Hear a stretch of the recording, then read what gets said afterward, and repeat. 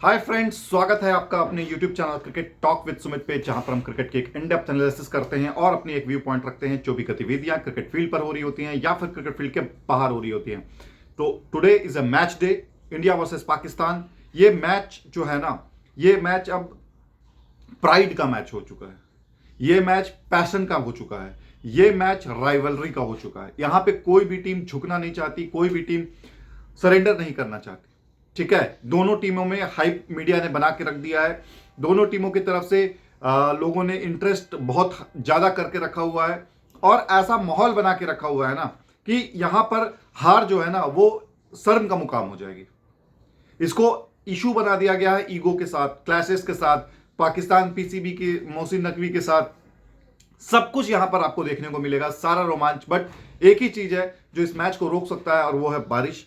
बारिश का जो सबसे हेवी प्रिडिक्शन दिया गया है ना, वो दिया गया है 12 बजे से लेकर के आपको शाम के 6 बजे तक। यहां पर ज्यादा बारिश हो सकती है। बट चूंकि ये मैच कोलंबो में हो रहा है, आर प्रेमा देश दासा में हो रहा है, वहां पर ड्रेनेज सिस्टम बहुत अच्छा है। ग्राउंड्स पूरा 100% कवर रखते हैं।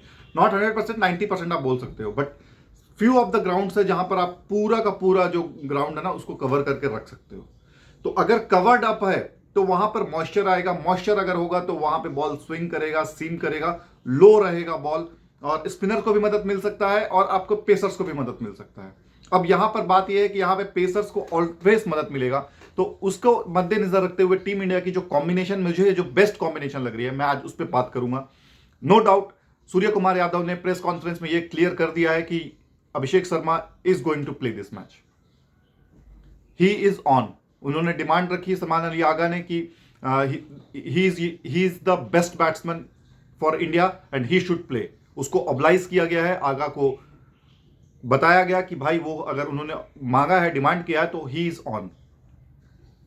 प्रैक्टिस भी करके प्रैक्टिस भी वो करते हुए दिखे हैं और टीम इंडिया ने उस्मान तारिक की भी प्रैक्टिस की है। सूर्य कुमार यादव उस्मान तारिक की बॉलिंग एक्शन को कॉपी करते हुए बॉल करा रहे थे और टीम इंडिया उसको बैटिंग कर रही थी। आप देखो, इस बात को नकारा नहीं जा सकता है कि उस्मान तारिक इस मैच के थ्रेट है, क्योंकि पाकिस्तान में ना हमेशा, पाकिस्तान क्या सभी कंट्री ये करती है, कोई भी न्यू बॉलर आता है ना तो उसको हाइप दिया जाता है, क्योंकि इंडिया ने सभी को खेला हुआ है, चाहे वो शाहीन शाह हो, चाहे नसीम शाह हो, चाहे आपके सदाब हो, अबरार हो, मोहम्मद नवाज हो, सभी को, सैम अयूब हो, इन सबको खेला हुआ है उन्होंने।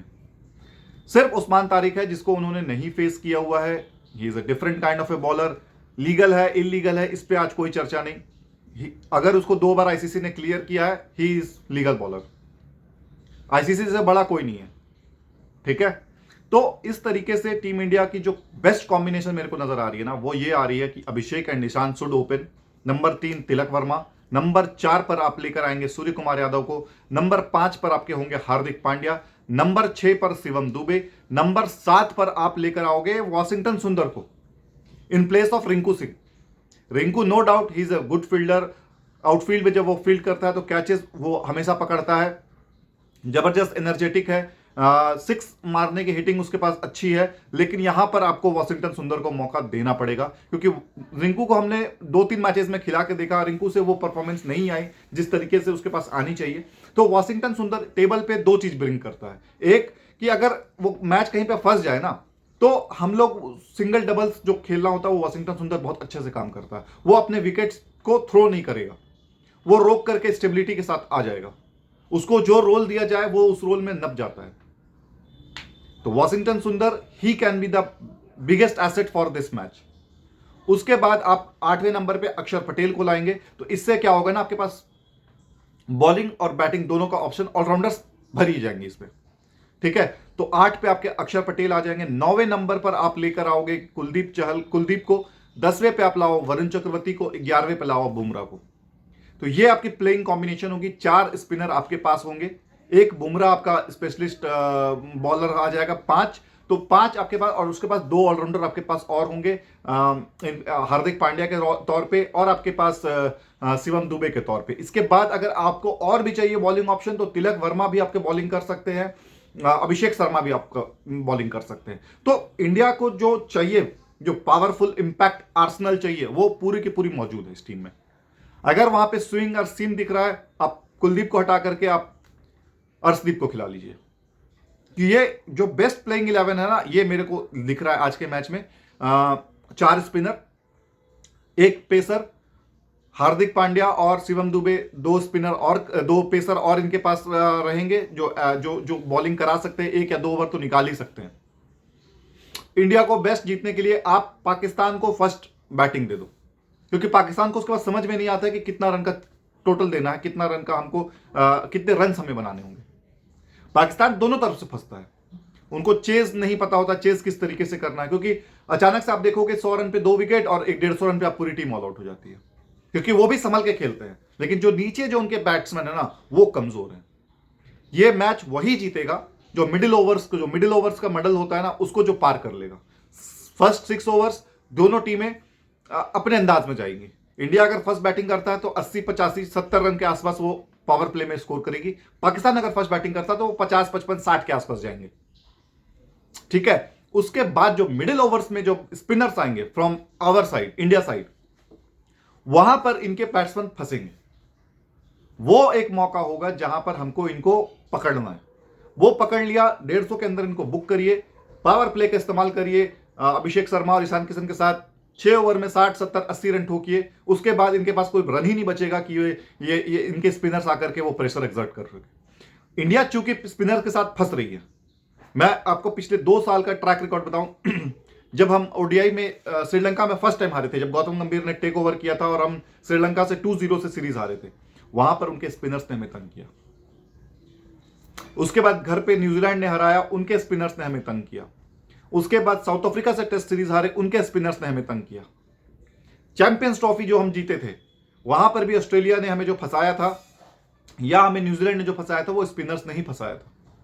जहां पर श्रेयस अय्यर का कैच छूटा और उसके बाद फिर स्पिनर्स पे हम फंस रहे हैं, बिकॉज हमने जो अपनी बैटिंग अप्रोच कर रखी है वो कर रही है हमने बाहर के कंट्री में जीतना है। ये हमारा जो थॉट प्रोसेस और पैशन हो गया, उस पर हमने ज्यादा फोकस कर लिया और हम अपना जो हमारा जो नेचुरल जो हमारा स्ट्रेंथ था, उस पर हमने थोड़ा सा वीकनेस कर लिया।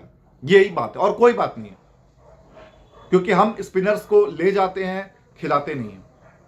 हमारे स्पिनर्स सिर्फ नेट सेशन में उनको बॉलिंग करा रहे हैं। पता नहीं नेट सेशन में जब बैटिंग करते हैं तो किस तरीके की बैटिंग कर रहे हैं वो, क्योंकि ये सब चीजें अगर जब वो हमारे बैट्समैन स्पिनर्स के अगेंस्ट में फंस रहे हैं तो नेट्स में भी फंसते होंगे।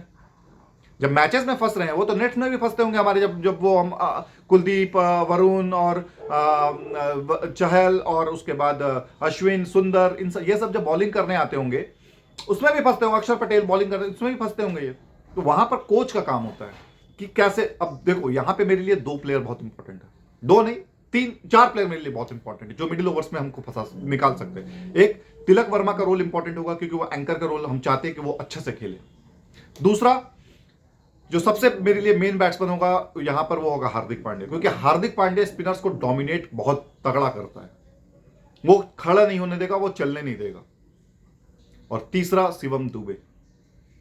चौथा, वॉशिंगटन सुंदर, अगर वो खेलता है, क्योंकि ये 4 प्लेयर है ना, इसमें से 2 प्लेयर होंगे जो एंकर कर सकते हैं। एक आपका तिलक, दूसरा सुंदर, और जो हिटिंग और चार्ज कर सकते हैं वो कर सकता है आपका हार्दिक और शिवम दुबे। शिवम दुबे यहां पर अगर अपना इनिंग खेल गया ना, जिस तरीके का से उसने न्यूजीलैंड वाले मैच में खेला था, जो 1 साइडेड वो जीता, 200 रन का प्लस हमको टारगेट चेस करना था और वो सिंगल हैंडेडली वो वहां तक लेकर के गया। अनफॉर्चुनेट रहा, वो रन आउट हो गया था।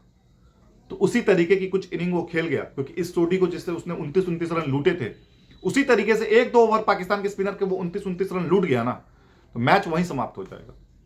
और इंडिया अगर फर्स्ट बैटिंग करता है तो कोई ऐसा आपको प्रेशर नहीं बनाना है कि हमको 250, 300 रन बनाना है, ये है वो है। आप आराम से सेशन बाय सेशन खेलो। फर्स्ट 6 ओवर्स पावर प्ले का आपको पूरी की पूरी फोर्स लगा देनी है 70-80 रन बनाने की। उस पर अगर आपका 1 या 2 विकेट कुर्बान भी हो जाता है, कोई बात नहीं। 80 रन आ गए बोर्ड पे, 6 ओवर में आपने अपना काम कर दिया। उसके बाद 6 से 15 कंसोलिडेट करिए। इस 6 से 15 में आप लेकर के चलिए स्कोर को नियर अबाउट 150 टू 160, तो आपका 10 का रन रेट मेंटेन रहेगा, इंटैक्ट रहेगा। उसके बाद जो लास्ट का 5 ओवर है ना, वहां पर आप लाठी चार्ज करिए, 70 रन बनाइए। आप आराम से 230, 220 पे पहुंचेंगे। उसके बाद आपके पास ऐसे बॉलर्स हैं जो ये ना सिर्फ उस्मान तारिक पे ही चल रहे हैं। अरे उस्मान तारिक 24 बॉल फेंकेगा और उससे ज्यादा क्या कर लेगा। दिमाग में अगर आपका ये होगा ना कि उस्मान तारिक डेंजर है, ये है वो है, कुछ नहीं। आप वो 24 बॉल फेंकेगा, उसके 24 बॉल पे आप सिर्फ 32 से 35 रन बनाने की सोचिए। अगर इस तरीके का वो हाइप बना रहा है या उस तरीके का बॉलर अगर है वो, इंडिया के विकेट अगर हाथ में है तो वो लाठीचार्ज उसके अगेंस्ट भी कर देंगे। विकेट नहीं है, अब 32 से 35 रन उसको निकालिए, बाकी जो 16 ओवर है ना उसमें आप मेला लूट लीजिए ना। इंडिया इंटेलिजेंट क्रिकेट खेलता है। इंडिया इस तरीके के नहीं खेलेगा ईगो में कि हाँ उस्मान तारिक को हाइप मिली तो मैं इसको बहुत तगड़ा मारूंगा, मैं इसकी पूरी बेइज्जती कर दूंगा, मैं इसकी ये कर दूंगा। देखो ये पाकिस्तानी जो होते हैं ना, ये अपने बॉलर्स को इतना बढ़ा चढ़ा करके प्रेशर डाल देते हैं। अगर उसने अंडर परफॉर्म कर दिया या उसके तरफ से अगर परफॉर्मेंस नहीं आई तो ये वही लोग होंगे, यही मीडिया होंगे कि क्या हमने इसी दिन के लिए आपको संभाल के रखा हुआ था कि आप हमारे कौम की बेइज्जती कराओ, एक विकेट नहीं निकाला। ये सब आना चालू हो जाएंगे। जो फैन होता है ना, मैं तनवीर अहमद का एक चीज में हमेशा सपोर्ट करता हूं। तनवीर अहमद ने बाबर आजम को सपोर्ट किया, उस समय भी किया जब वो बैड फेज में चल रहा था, वो आज भी करता है। यार बाबर आजम आपकी टीम का वो है पिलर, उसको बना के चलिए। वो देखो ये फैन की बात होती है ना, ही उसके टीम में बैट्समैन ही कोई नहीं है, वही बैट्समैन है तो उसी को वो तारीफ करेगा ना, तो ये अच्छी चीज है। आपको भी बैक करना है। अब देखो सूर्य कुमार यादव के कल प्रेस कॉन्फ्रेंस में एक अच्छी बात आई कि हमारे जो प्लेयर्स है ना वो समझदार हैं, इंटेलिजेंट है और उनको अब बताना नहीं पड़ता, क्योंकि उनको पता है कि कंडीशन के हिसाब से प्लेयर्स पिक होंगे, कंडीशन के हिसाब से। अब किसी को आप ड्रॉप कर रहे हो, जैसे अर्शदीप को अगर इस मैच में ड्रॉप किया गया कि उसकी जगह पर कुलदीप यादव आ रहा है, तो अर्शदीप पूरा नहीं मानेगा, क्योंकि उसको पता है कि सिचुएशन जैसी होगी, जैसा डिमांड होगी उसी तरीके के प्लेयर्स को खिलाए जाएंगे। कुलदीप यादव अगर यहां पर खेल लेता है और रन पिट भी जाता है तब भी मैं उसको बैक करूंगा, क्योंकि बिकॉज कंडीशन थी उसके लायक और उसको मौका मिला। जब कंडीशन रहे और उसको मौका मिले खेलने के लिए तो उसको खिलाइए, बैक करिए। ही इज योर, आज से 3 साल पहले वो आपका टॉप बॉलर हुआ करता था, जब वरुण चक्रवर्ती का उतना नाम नहीं था।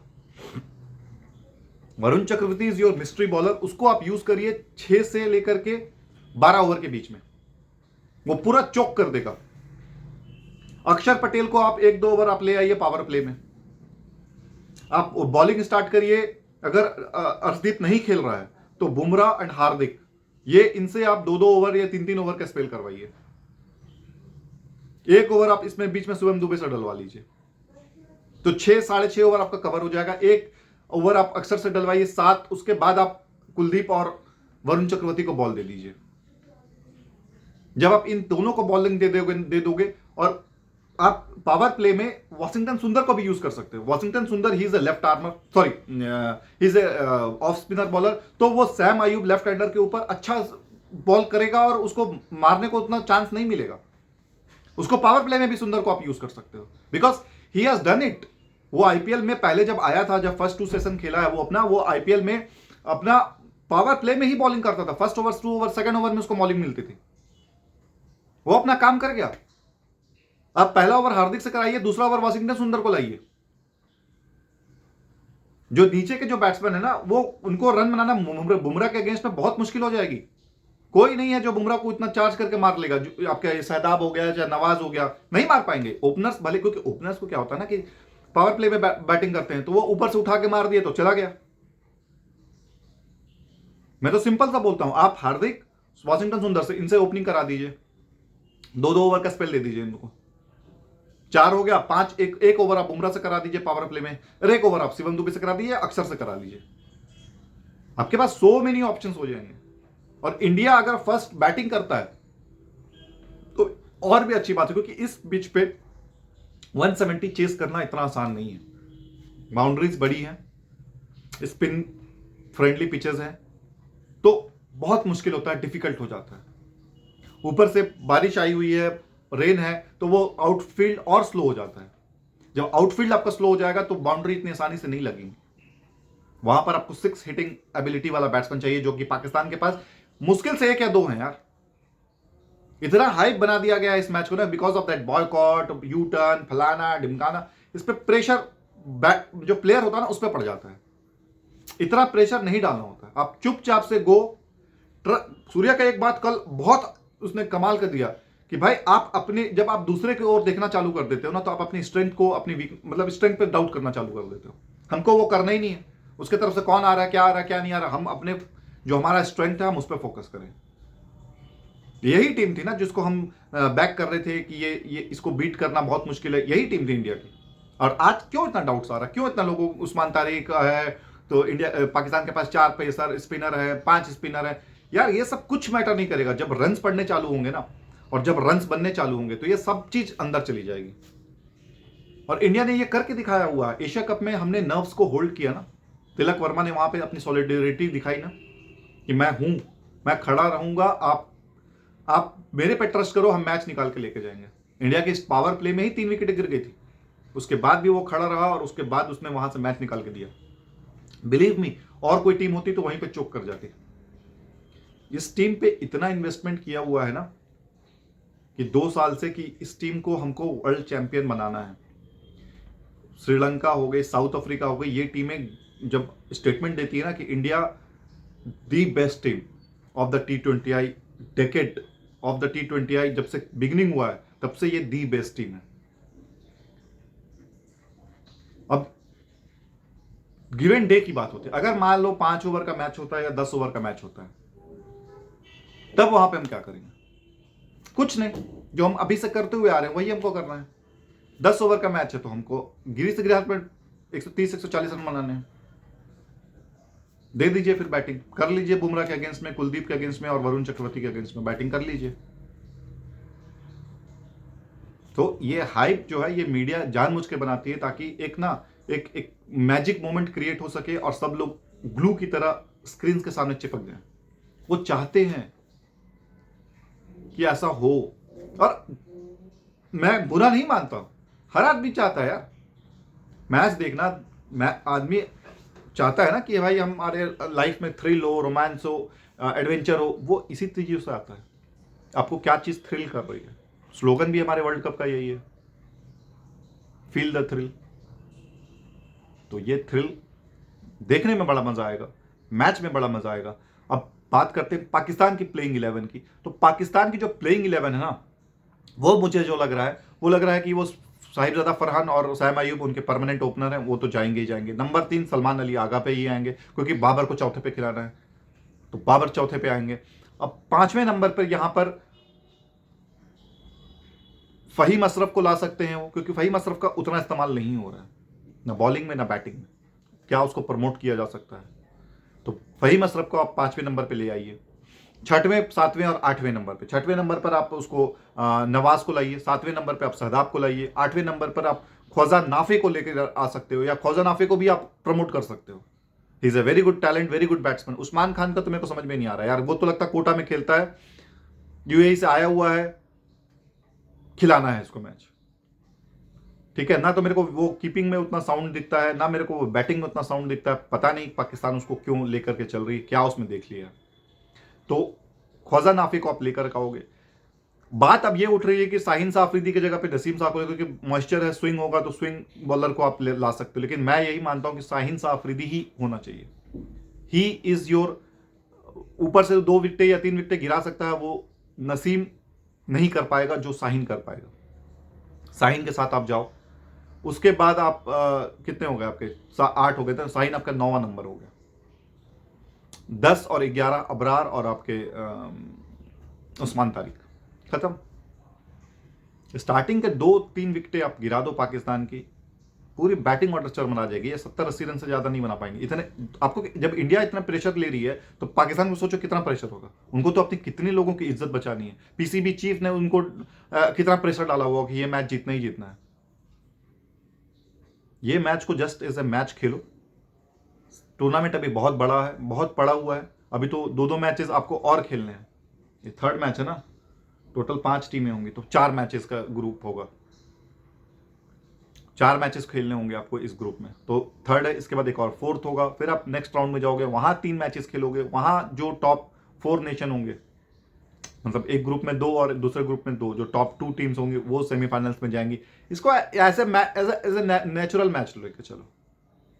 हम इंडिया और पाकिस्तान सेमीफाइनल में भिड़ सकते हैं या फिर फाइनल में भिड़ सकते हैं, वहां पे प्रेशर देखा जाएगा। यहां पे तो आपको नेचुरल, जो आप वेस्ट इंडीज के, सॉरी, जो आप न्यूजीलैंड के साथ करते आए हो, जो आप साउथ अफ्रीका के साथ करते आए हो, वही आप खेलो। कोई एक्स्ट्रा बर्डन लेने की जरूरत नहीं है, आप आराम से चलो। हार भी जाते हो कोई बात नहीं यार, we will always back you,